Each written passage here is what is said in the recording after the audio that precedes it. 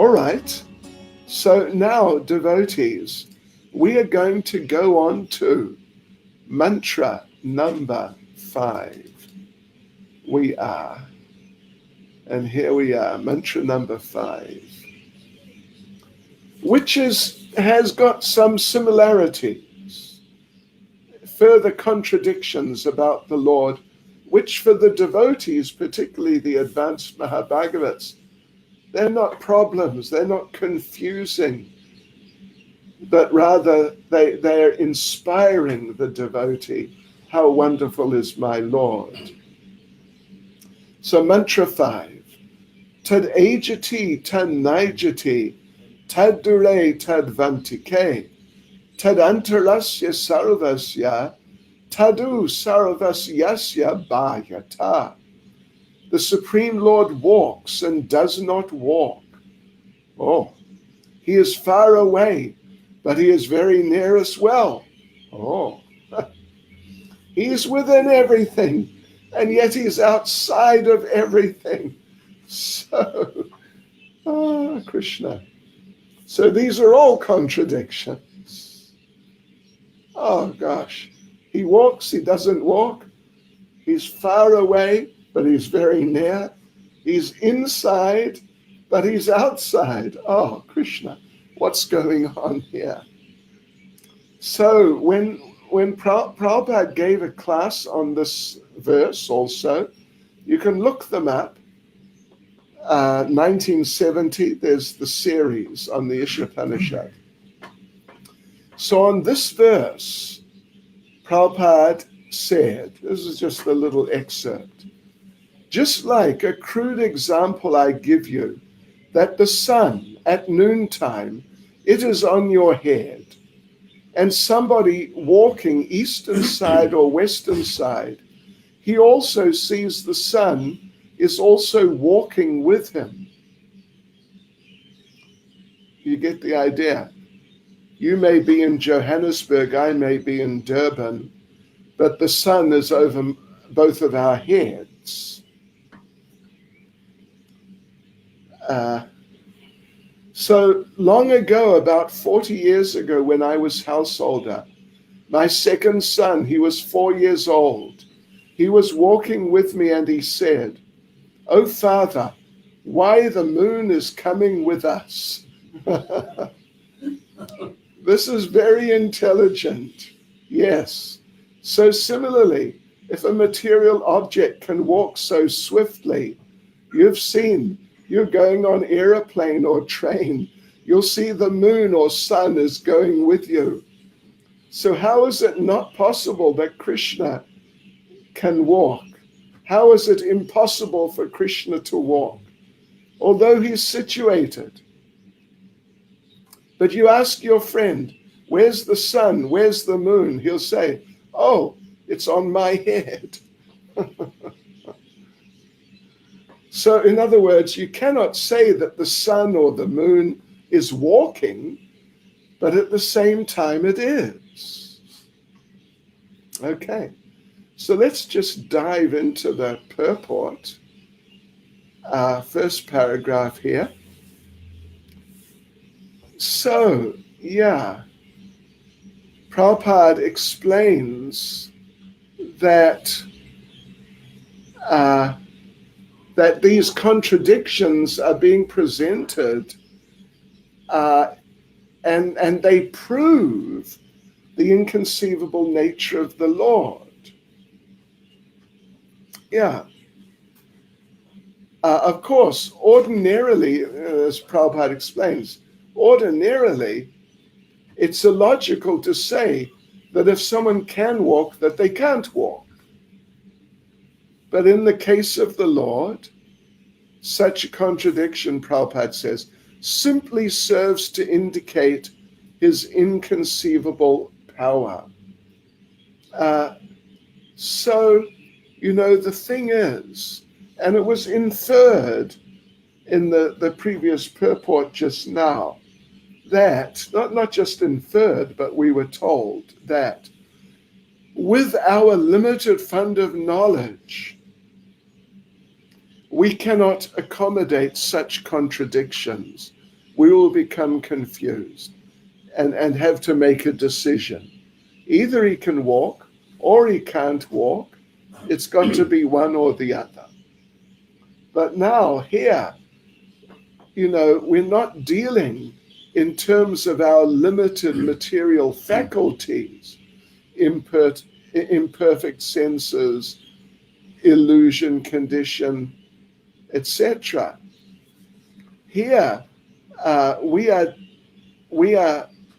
hearing from the Lord and his devotees, and there is a certain Shakti in that sound vibration, in those words. There's a certain Shakti, which, at least if we are open to that Shakti, it gives us the ability to accommodate. That yes, he can walk very nicely, and at the same time, he doesn't walk, he can't walk, or he doesn't walk. Yeah, and the impersonalists, well, they, as Prabhupada says here, because they're using this dualistic type of limited intelligence, it can only be this, and if it is this, it cannot be that.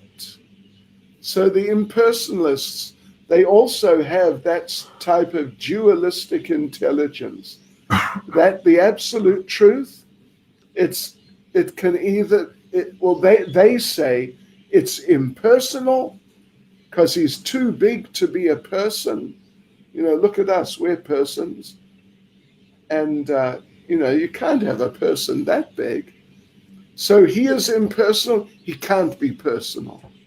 This is the Mayavadi impersonal perspective.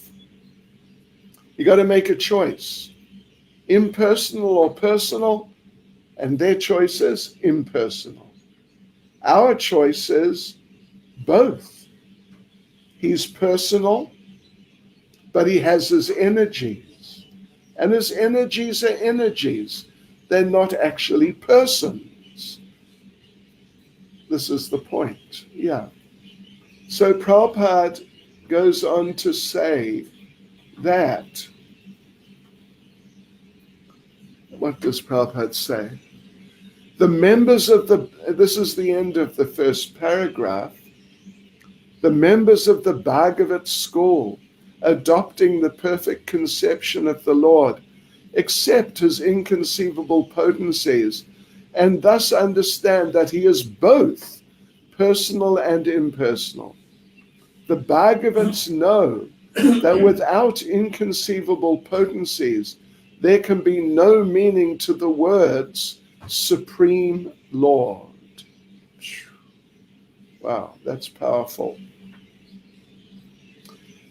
Let us read paragraph 2. So again, Prabhupada's basically addressing, or in the beginning, addressing same or similar points. That just because we can't see the Lord with our material eyes doesn't mean he's not a person. He's definitely a person.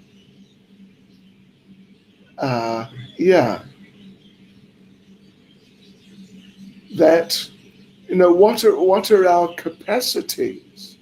What are our capacities?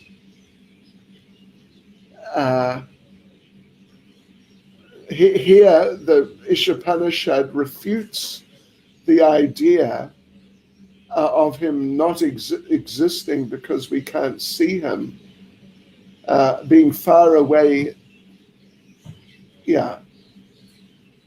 That Prabhupada says, Isopanisad refutes this argument by declaring that the Lord is far away, but very near also. So, yes, we are so limited. What is our capacity? Prabhupada is saying like this, that we have no means to measure even this one universe. What to speak of measuring Krishna that in his completeness. and to understand the multifaceted creation of the Lord. It's the spiritual world. For us to understand the spiritual world, we can't understand this world clearly. To understand that world, the spiritual world, is a long way from us. And Prabhupada refers to Bhagavad Gita 15:6. I'll just read the translation. That supreme abode of mine is not illumined by sun or moon, nor by fire or electricity. Those who reach it never return to this material world. So Krishna, he's got these capabilities which we don't have.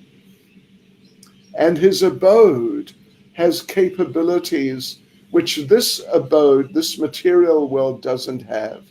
We can't even understand all the potencies of the material world, what to speak of the spiritual world. Yes, so this is Krishna. He is very wonderful.